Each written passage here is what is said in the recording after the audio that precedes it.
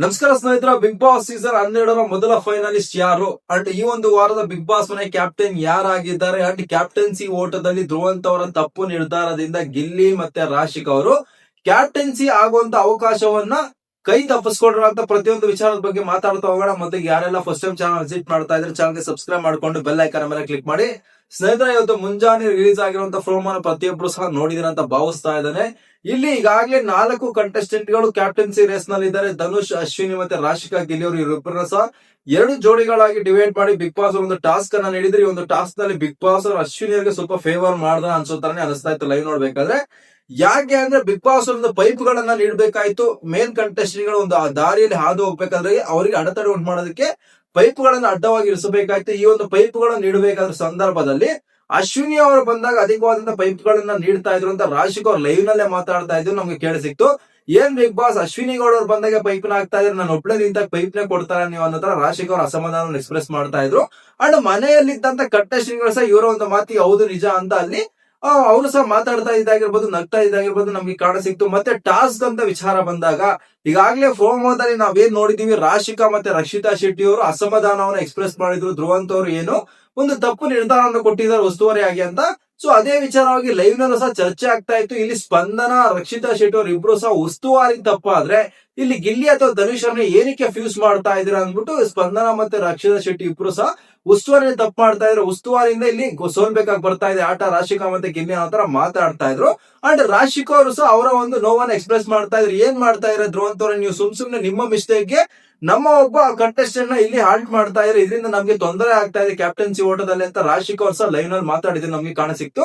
And ಈ ಒಂದು captaincy ಓಟದಲ್ಲಿ ಧನುಷ್ ಮತ್ತೆ ಅಶ್ವಿನಿ ಗೌಡ ಅವರು ವಿನ್ ಆಗಿದ್ದಾರೆ. ಅದು ನಮಗೆ 24/7 ಲೈವ್ ನೋಡುವಂತ ಪ್ರತಿಯೊಬ್ಬ ಒಬ್ಬ ವೀಕ್ಷಕರು ಸಹ ಗೊತ್ತಿರುವಂತ ವಿಚಾರನೇ. ಈ ಒಂದು ಕ್ಯಾಪ್ಟನ್ಸಿ ಓಟದಿಂದ ಗಿಲ್ಲಿ ಮತ್ತೆ ರಾಶಿಕಾ ಅವರು ಸಹ ಇಬ್ರು ಸಹ ಹೊರಗಡೆ ಬಂದಿದ್ದಾರೆ. ಸೊ ಇಲ್ಲಿ ಮುಖ್ಯವಾಗಿ ಧ್ರುವಂತ್ ಅವರು ತೆಗೆದುಕೊಂಡಂತ ಕೆಲವೊಂದು ವಿಚಾರಗಳ ಅಥವಾ ನಿರ್ಧಾರಗಳೇನಿದೆ ಅದರಿಂದ ಇಲ್ಲಿ ಗಿಲ್ಲಿ ಅವರು ಸೋತಿದ್ದಾರೆ ಅನ್ನೋ ತರನೇ ನಮ್ಗೆ ಲೈವ್ ನಲ್ಲಿ ಕಾಣಿಸ್ತಾ ಇತ್ತು.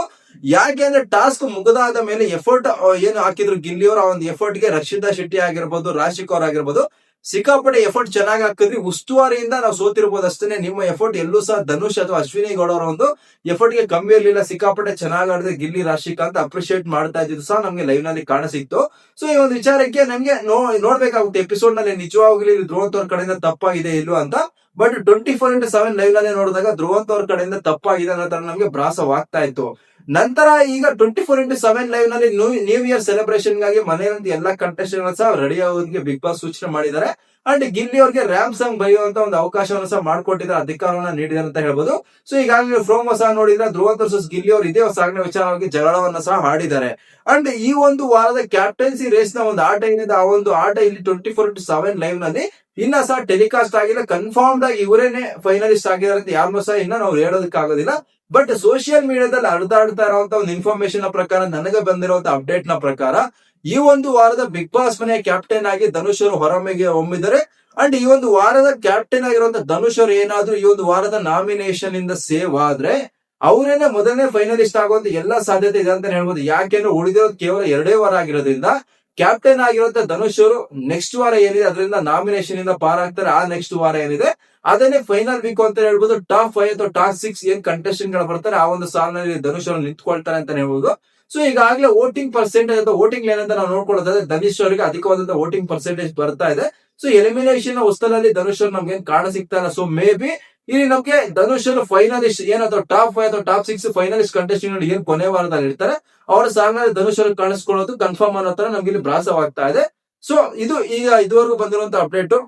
ನಿಮ್ಮ ಅನಿಸಿಕೆ ಪ್ರಕಾರ ಇಲ್ಲಿ ನಿಜವಾಗ್ಲೂ ಕ್ಯಾಪ್ಟನ್ಸಿ ಓಟದಲ್ಲಿ ಬಿಗ್ ಬಾಸ್ ಅವರು ಅಶ್ವಿನಿ ಗೌಡ ಅವರಿಗೆ ಫೇವರ್ ಮಾಡಿದ್ದಾರೆ ಅಂತ ನಿಮ್ಗೆ ಅನಿಸ್ತಾ ಇದೆಯಾ, ಅಥವಾ ಧನುಷ್ ಈಗ ಬಿಗ್ ಬಾಸ್ ಮನೆ ಕ್ಯಾಪ್ಟನ್ ಆಗಿ ಮೊದಲನೇ ಫೈನಲಿಸ್ಟ್ ಆಗುವಂತ ಅವಕಾಶ ಪಡ್ಕೊಂಡಿರೋದು ಎಷ್ಟರ ಮಟ್ಟಿಗೆ ಸಮಂಜಸ ಅಂತ ನಿಮ್ಗೆ ಅನಿಸ್ತಾ ಇದೆ ಅಂತ ಮಿಸ್ ಮಾಡ್ತೆ ನಿಮ್ಮ ಒಂದು ಅಭಿಪ್ರಾಯನ ಕಾಮೆಂಟ್ ಮಾಡಿ ತಿಳಿಸ್ಕೊಡಿ ಅಂತ ಹೇಳ್ತಾ, ಬಿಗ್ ಬಾಸ್ ನ 24/7 ಲೈವ್ ಅಪ್ಡೇಟ್ ಗೋಸ್ಕರ ಆಗಿರ್ಬೋದು ಅಂಡ್ ಪ್ರೋಮೋ ರಿವ್ಯೂಸ್, ಎಪಿಸೋಡ್ ನ ರಿವ್ಯೂಸ್ ಗೋಸ್ಕರ ಚಾನಲ್ ನ ಸಬ್ಸ್ಕ್ರೈಬ್ ಮಾಡ್ಕೊಡಿ ಅಂತ ಹೇಳ್ತಾ ತಮ್ಗೆಲ್ಲರಿಗೂ ಥ್ಯಾಂಕ್ ಯು, ಧನ್ಯವಾದಗಳು.